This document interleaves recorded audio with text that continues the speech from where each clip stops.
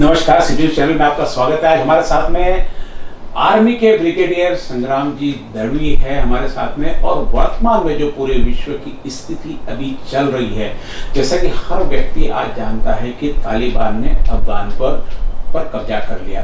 और यह कब्जा क्यों हुआ, किसकी गलती थी, 20 साल से पहले जो हुआ क्या उसका बदला है।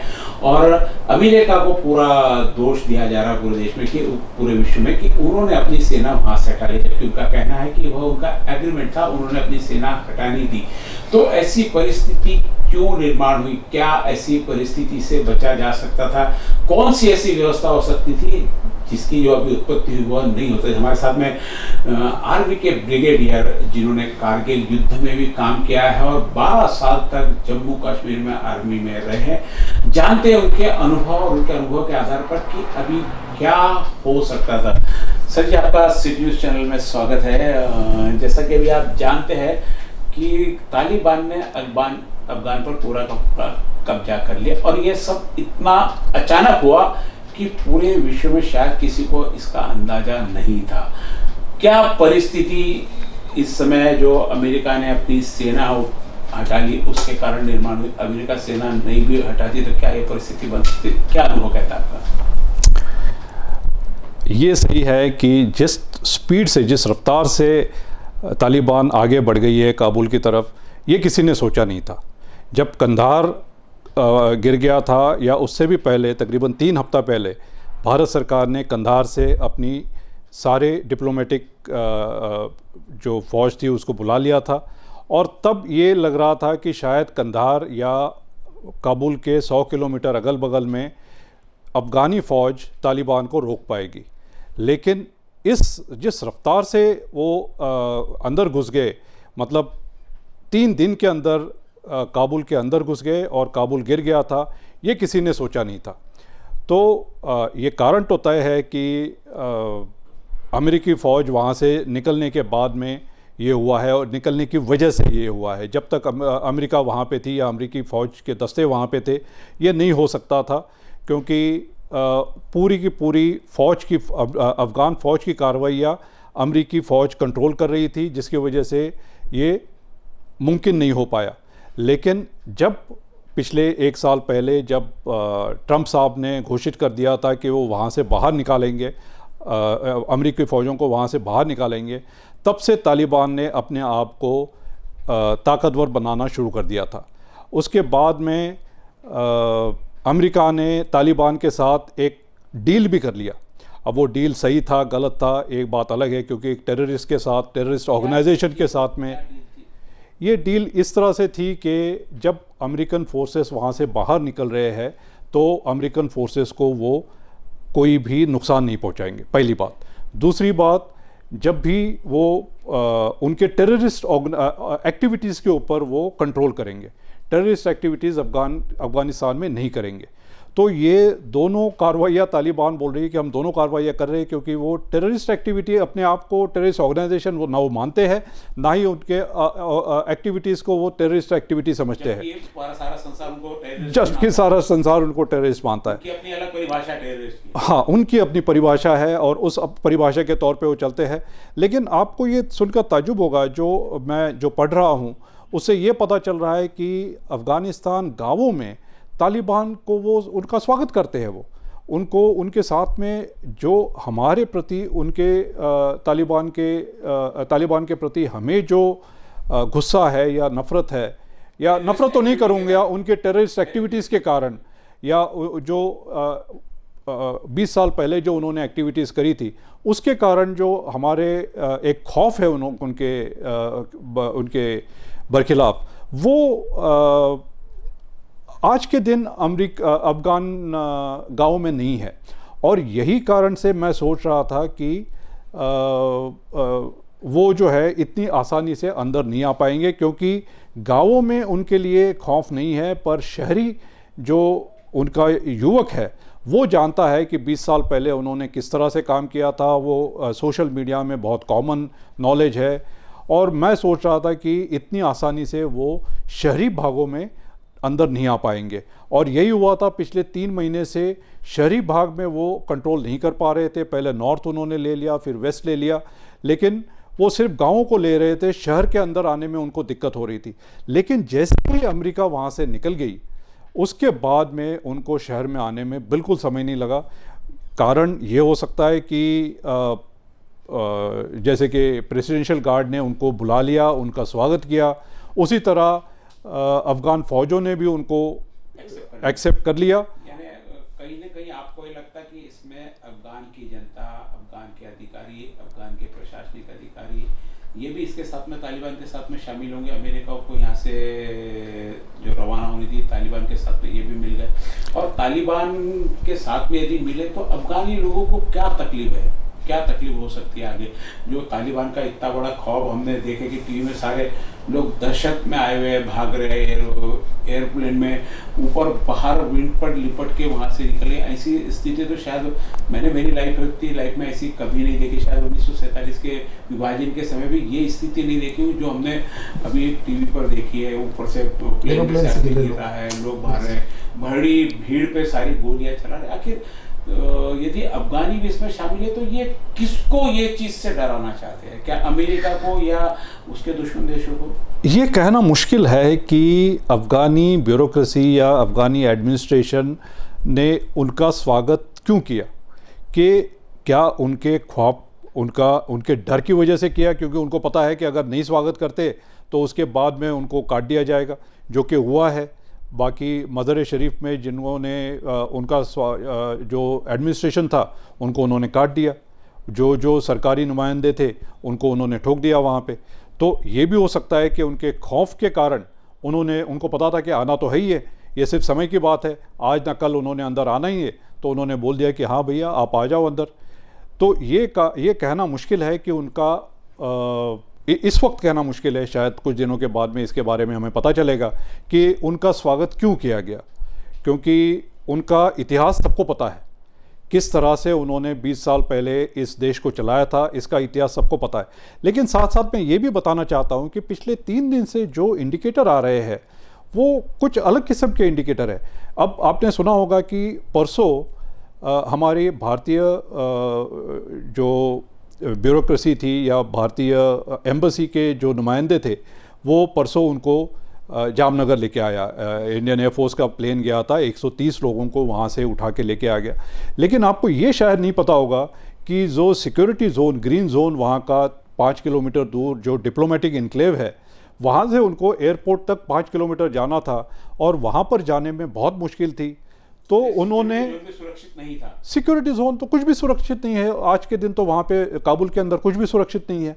तो उन्होंने तालिबान को बताया कि आप हमें सिक्योरिटी मुहैया करवाए, और तालिबान ने हमारे 130 बंदों को सिक्योरिटी देके उस 5 किलोमीटर अपने ग्रीन जोन से या डिप्लोमेटिक एनक्लेव से वो एयरपोर्ट तक लेके आए। भारत के लोगों को निकालने में भी वहाँ पे तालिबान ने सहयोग दिया है। बिल्कुल सहयोग दिया। मतलब ये तालिबान के रिश्ते इससे भारत से अच्छे हो रहे हैं, ऐसे कुछ आपको इंडिकेट्स लग रहे हैं? ये भी इस समय कहना ये भी इस समय कहना मुश्किल है, क्योंकि भारत ने इससे पहले पूरा का पूरा अपना सहयोग इलेक्टेड गवर्नमेंट को दिया था। इसके साथ में तो भारत कभी नहीं रहा, तालिबान के साथ तो कभी नहीं रहा। ना कि सिर्फ तालिबान के साथ नहीं रहा, जब तालिबान ने टेक ओवर कर लिया तो हमने अपनी पूरी एम्बेसी को वापस बुला लिया। तो इससे भी एक मैसेज जाता है कि हम आपको एक्सेप्ट नहीं करते। तो अभी इसके बाद में तालिबान के साथ में हम किस तरह से अपना रवैया रखते हैं, किस तरह से उनको एक्सेप्ट करते हैं, या किस तरह अफ़गानिस्तान से आगे के अपने रिलेशंस बनाते हैं, ये देखने वाली होगी बात। कि इस समय इसके बारे में पता नहीं अपनी फॉरेन एम्बेसी जो है किस तरह से, या फॉरेन एक्सटर्नल अफेयर्स मिनिस्ट्री है किस तरह से इसके साथ डील करती है, ये कहना इस समय मुश्किल होगा। जैसा भी सब जगह हर जगह चर्चाएं चल रही कि तालिबान ऐसा करेगा ये पता था, लेकिन इतनी जल्दी करेगा इसकी तैयारी किसी की नहीं थी और किसी को पता था इतनी जल्दी। एक बात दूसरी तरफ के ध्यान, समझो तालिबान ऐसा नहीं करता, कुछ समय देता, तो उसके बाद की क्या स्थिति? क्या अफगानिस्तान उनसे लड़ने में सक्षम था, या अफगानिस्तान अपनी लड़ने की? क्योंकि 20 साल उनको मिले तैयारी करने की। अमेरिका भी वहाँ से गया तो निश्चित जो वहाँ पे सैनिक और अपनी पूरी सैन्य शक्ति वहाँ रखी हुई है, पूरे हथियार वहाँ पे, कुछ तो उनको ट्रेनिंग देके गया वो लड़ने के लिए। क्या उन्होंने बिना लड़े सरेंडर कर देना? कहीं लगता नहीं कि अमेरिका को भगाने में अफगानियों का भी हाथ होगा करके? सही मायनों में इसका मुझे भी अचंभा हुआ, क्योंकि मैंने अपने अफ़गान आर्मी ऑफिसर्स के साथ में मैंने 2 बार कोर्सेज़ किए हुए हैं। अफ़गानी आर्मी ऑफिसर्स हमारे साथ रहे, पूरे एक साल हमने कोर्स किए और साल इकट्ठा निकाला है हमने। और मैंने देखा कि अफ़गानी ऑफिसर्स भी काफ़ी अच्छे प्रोफेशनल हैं। अफ़गानी आर्मी ऑफिसर्स काफ़ी अच्छे प्रोफेशनल है, काफ़ी अच्छी लीडरशिप प्रोवाइड करते हैं। इसके बावजूद इन्होंने इतनी जल्दी हार मान ली, इसका मुझे लगता है कुछ और भी कारण हो सकता है। सबसे पहले मुझे ये लगता है कि जो अमेरिकन ट्रेनिंग दी गई पिछले 20 साल में, वो मुझे लगता है कि अमेरिका ने अपने हिसाब से दी। तालिबान अमेरिकन एनवायरनमेंट, अमेरिकन जो हम लोग कहते हैं कि you are fighting the battle that has already been won. जो कल आने वाला बैटल है उसके बारे में तैयारी नहीं करी, जो पुराना बैटल है उसके हिसाब से उन्होंने शायद तैयारी करी। अफ़गानिस्तान एक ऐसा देश है जो अपने ट्राइबल मेंटालिटी को बहुत ज़्यादा उसके बारे में सोचता है, अपनी ट्राइबल मेंटालिटी को बहुत ज़्यादा तवज्जो देता है। और जबकि इन्होंने आने के बाद में जो सिक्योरिटी गार्ड बनाए उसमें ताजिकी, पश्तून, अफ़गान, इनको सबको इकट्ठा करके उन्होंने सिक्योरिटी फोर्सेस बनाने शुरू कर दिए। शायद मुझे लगता है कि इसमें उनकी ट्राइबल आइडेंटिटी शायद कमज़ोर हो गई, इसकी वजह से हो सकता है। अभी ये कहना मुश्किल है इतनी जल्दी कि ये क्यों हो गया, लेकिन मुझे लगता है कि इसमें अमेरिकन फोर्सेस के ट्रेनिंग का एक बड़ा हाथ हो सकता है। नहीं, ऐसी परिस्थिति निर्माण होने का अफगानिस्तान पूरा उसके लिए तैयार नहीं हुआ इस लड़ाई, बिल्कुल तैयार नहीं है। अचानक जैसे 10 दिन बाद भी होता तो क्या इससे अलग मंजर होता? अभी लोग कह रहे कि लगेगा नहीं 15-20 दिन में होगा, ऐसा करेगा, लेकिन इन्होंने इमीडिएट 3 दिन में ही पूरा एक फिल्म आई थी बॉर्डर, हाँ जी, उसमें फिल्म में एक आखिर में जब वो उनका एक सैनिक पकड़ा जाता है तो अपने लोग उससे पूछते हैं कि तुम्हारा प्लान क्या था, तो बोले सुबह की चाय जैसलमेर में, दोपहर का खाना जोधपुर में और शाम का दिल्ली में। हाँ जी, इस टाइप से है ना। उस समय चलो भारतीय फौज थी वहाँ पे, उन्होंने बहुत कम लोगों ने भी, और जो अभी बता रहे कि एक उनके 70,000 लोग हैं जिनके 3 लाख लोग थे, अपने आप ही उस समय बहुत कम लोगों थे जिन्होंने पूरी पाकिस्तानी फौज को वहाँ पे रोक के रखा था, क्योंकि उसमें मन में अपना जज्बा था कि हमको अंदर नहीं घुसने था, हम देश के प्रति लड़ रहे थे। वहाँ देश के प्रति प्रेम मुझे इन चीज़ों में नहीं दिखा जो अभी अफगानिस्तान की जो सारी। हाँ जी, जैसे मैं बता रहा हूँ, उनको ट्राइबल आइडेंटिटी बहुत स्ट्रांग है, जिसकी वजह से शायद ये अमेरिका को शायद समझ में नहीं आया, या उसकी वजह से हो सकता है। और आप जो बोल रहे हैं कि वो अगर देर से होता तो क्या होता, तो इसमें 2 हिस्से हैं। पहले हिस्सा कि तालिबान अगर देर से आता तो क्या होता, तो तालिबान अगर देर से आता तो इसका मतलब है कि अफगान फोर्सेस उनको बॉर्डर के ऊपर रोकने की कोशिश करते, उनमें लड़ाई होती, उसके बाद में फिर इंटरनेशनल कम्युनिटी उसमें शामिल हो जाती, और उसके बाद में शायद रिज़ल्ट कुछ और भी हो सकता था। और दूसरी बात यह है कि अगर जो अमेरिका का विड्रॉल है वो अगर और थोड़ा डिले कर देते, किस कारण से, जब तक कि उनको इस बात की शाश्वती नहीं होती कि अफगान फोर्सेस पूरी तरह से तैयार है, तालिबान से लड़ने के लिए तैयार है। हाँ जी, अब ये शाश्वती उनको इसके इंडिकेटर मिल रहे थे, जबकि काबुल के अगल बगल में कंधार हो गया था, मज़र शरीफ हो गया था, ये जब शहर गिर रहे थे तो उनको पता चल रहा था कि अफ़गान फोर्सेस अभी भी इसके काबिल नहीं है कि वो तालिबान के साथ में जड़ के मुकाबला कर सके। तब ये दिख रहा है तो अमेरिका ने अपना जाना थोड़ा और डिले करना चाहिए था। अगर वो डिले हो जाता तो मुझे लगता है कि आज के दिन परिस्थिति कुछ और हो सकती थी।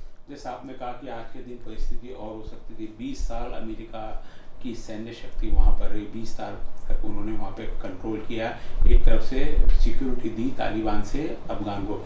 20 साल में भी यदि वो अफगानिस्तान को तैयार नहीं कर पाती, यदि 6 महीने बाद भी जाती, तो क्या लगता, आपको भी लगता है इससे अलग स्थिति होती? 1 साल भी जाती तो अलग, ये तो जब भी जाती 1 साल पहले भी जाती शायद नहीं, टाइम पे भी चल जाती तो शायद ये स्थिति नहीं।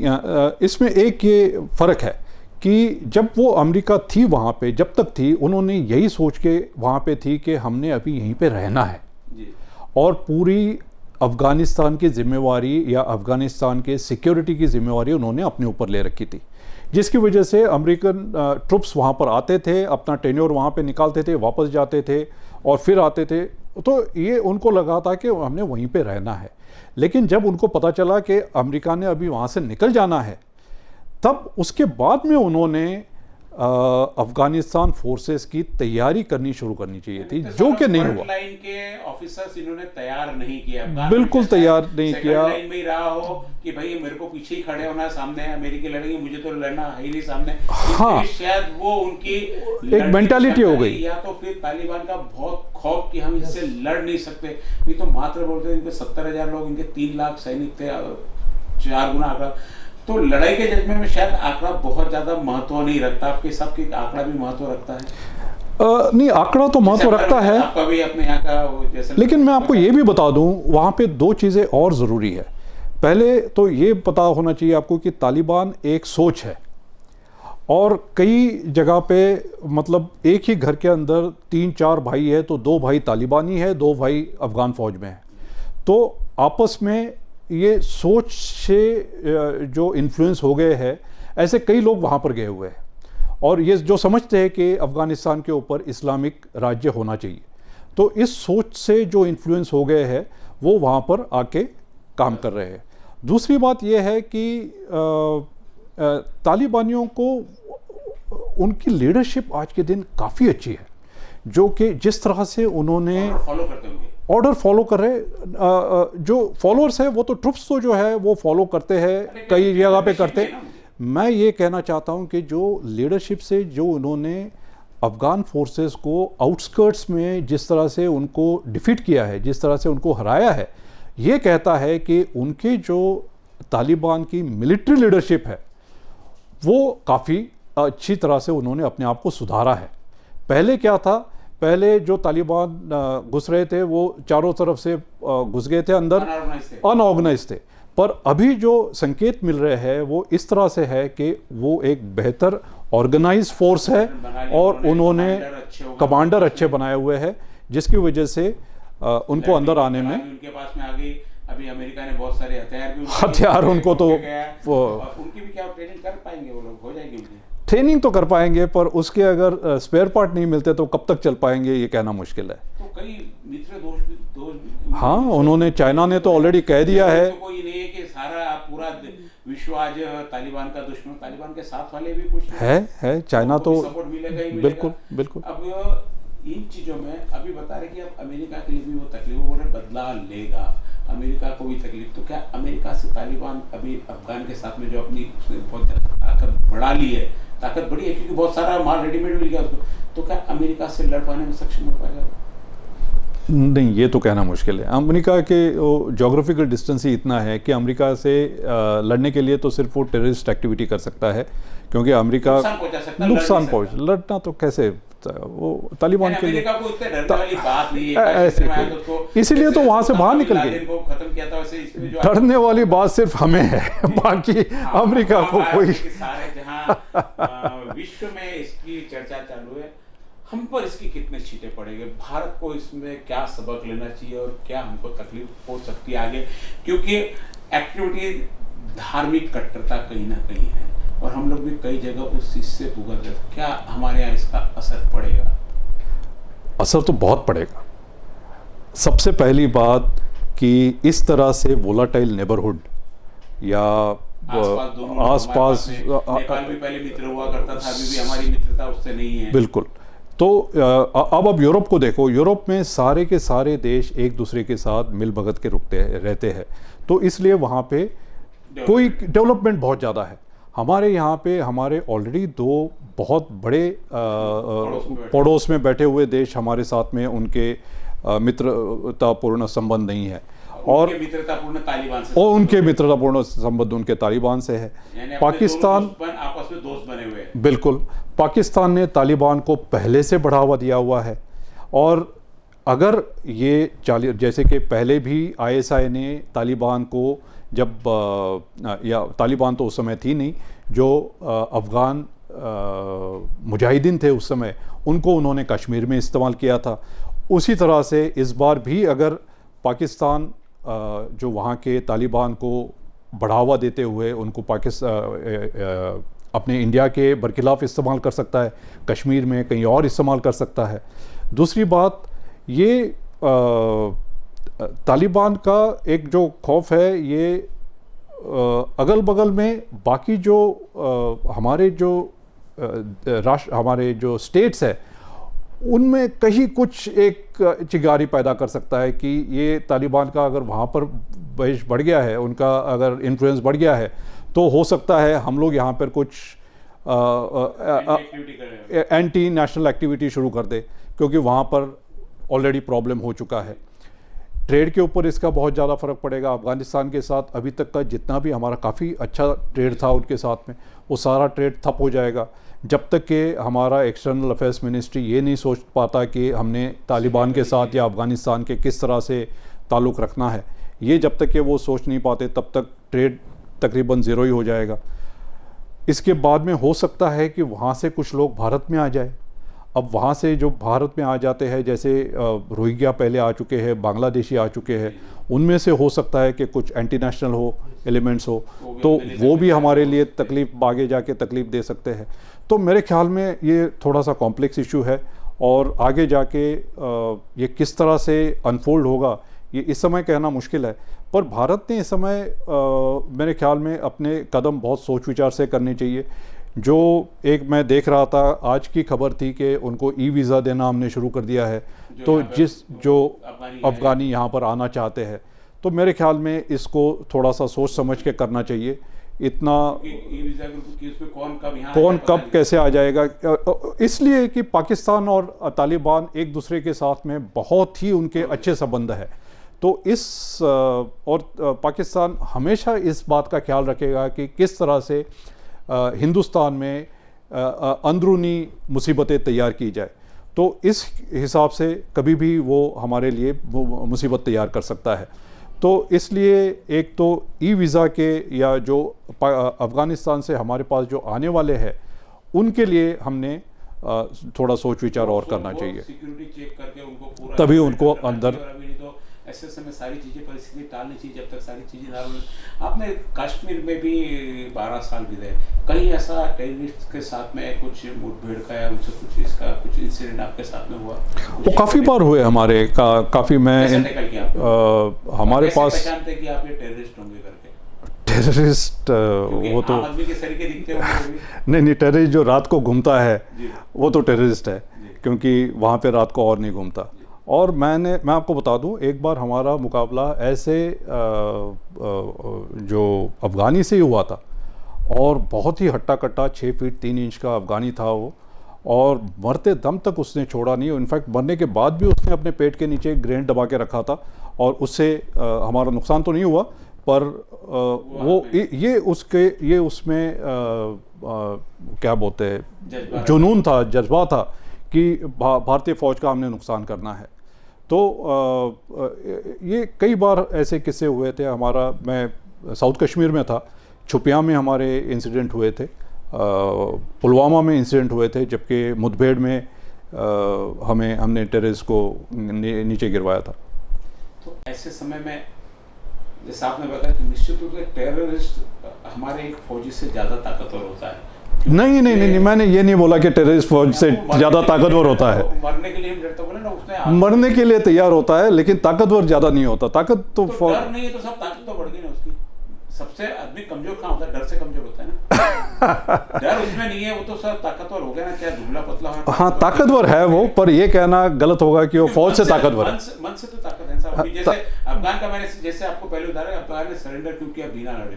यदि मैं कहीं पे भी देश के प्रति, खुद के प्रति कोई भी थोड़ी बहुत भी लड़ती, थोड़ा भी कुछ लड़ते तो शायद हो सकता है। नहीं, मैं सिर्फ इस बात पे ऑब्जेक्शन ले रहा हूँ। ताकतवर तो है वो, पर वो फौज से ज्यादा ताकतवर है, ये कहना गलत होगा। लेकिन उसकी ताकत भी गलत है। नहीं, वो हाँ, ये सही है कि वो गलत चीजों के लिए उपयोग हो रहा है। हम हमारा लड़ाई उस व्यक्ति के खिलाफ नहीं, उसके अंदर जो टेररिस्ट भरा हुआ उसके खिलाफ, सोच के खिलाफ है। हम उसकी सोच के खिलाफ। बिल्कुल सही बात, बिल्कुल सही बात। हमारे जो पड़ोसी देश है, क्या उनको भी तो पता है ना वो टेररिस्ट है करके, वो उनका उपयोग क्या भारत को डराने के लिए उनसे दोस्ती रखते हैं? जी नहीं, उनका मकसद ये है कि भारत को कमज़ोर करे। हाँ वही मैं वो भारत को कमजोर करना कहीं डरा के कमजोर करेगा कि मेरे पास तालिबान है, तालिबान के गुंडे बोलेंगे, तालिबान के आतंकी बोलेंगे, कभी भी भारत में घुसा देंगे करके। तो इसके लिए भारत ने क्या प्रिकॉशंस लेना चाहिए इनके साथ में? हम जैसे बहुत बार चाइना के विरोध करते हैं, लेकिन देखा कि हमने आज भी देश में कई कंज्यूमर पूरे पूरे चाइना का आज भी उपयोग कर रहे हैं, आज भी इम्पोर्ट कर रहे हैं। हम जनता से अपेक्षा करते हैं कि आप उपयोग न करें, सरकार की तरफ से ऐसा कोई प्रयास होगा नहीं। खैर आपका क्षेत्र नहीं है वो, फिर भी चाइना और पाकिस्तान यदि तालिबान को मिलते हैं तो हमारे यहाँ निश्चित, जैसा आपने बताया कि खतरा तो मंडरा रहा है।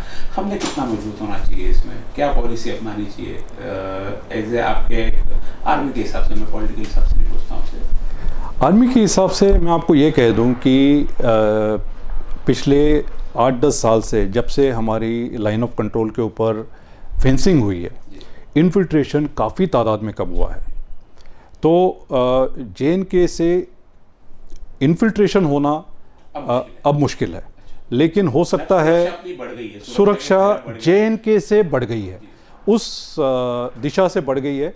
लेकिन अभी भी मैं जानता हूं कि हमारे नॉर्थ ईस्ट में हमारे जो बॉर्डर्स है अभी भी काफ़ी पोरस है, अभी सील होने बाकी है। हो सकता है वहाँ से हमें कोई ख़तरा हो सकता है, या चाइना से के साथ तो ये ख़तरा अभी शुरू हुआ है मेरे ख्याल में। ये जो अभी जिस तरह से गलवान में हुआ है, ये तो शुरुआत है, मुझे लगता है कि ये आगे बढ़ता ही जाएगा, ये कम नहीं होगा।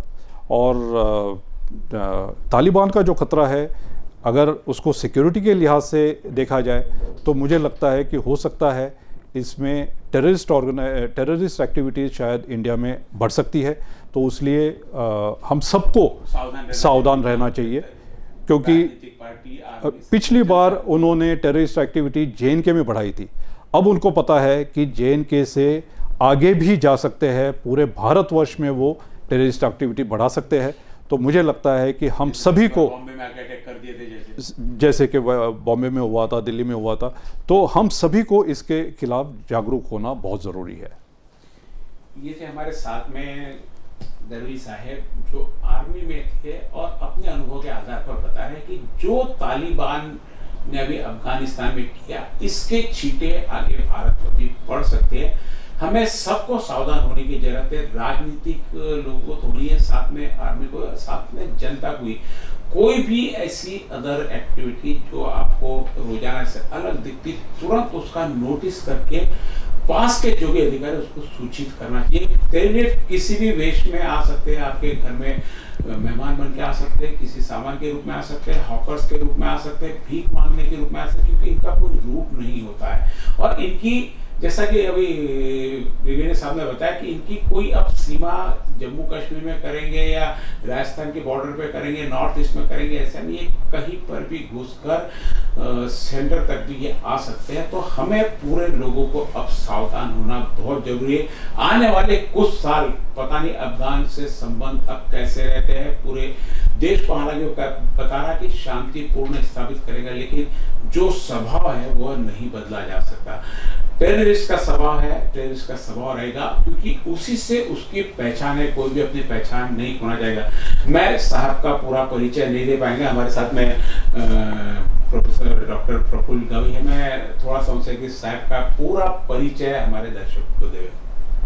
नमस्कार दर्शकों, आपको फिर से स्वागत करता हूँ। आप है माननीय डॉक्टर संग्राम जी दड़वी साहब, जो आर्मी के अंदर 40 साल की सर्विस दे चुके हैं और जम्मू कश्मीर में 12 साल की सर्विस भी दे दी है। और उनका सौभाग्य है, हमारा भी भाग्य है कि ऐसे गेस्ट ने आज हमारे सिटी न्यूज़ चैनल को भेंट दी है, जिन्होंने कारगिल युद्ध के अंदर भी एक खुद का जज्बा रखा है। उन्होंने युद्ध क्षेत्र के अंदर इस जो 17,200 फुट का शिखर था उसको काबिज किया है। उसके अंदर उनको सेना मेडल से पुरस्कृत किया है। सर जी, आपने हमारे स्टूडियो को आज मुलाकात दी है और आम जनता के साथ में भी बातचीत की है। आपका बहुत बहुत शुक्रिया अदा करता हूँ। धन्यवाद। धन्यवाद साहब। धन्यवाद।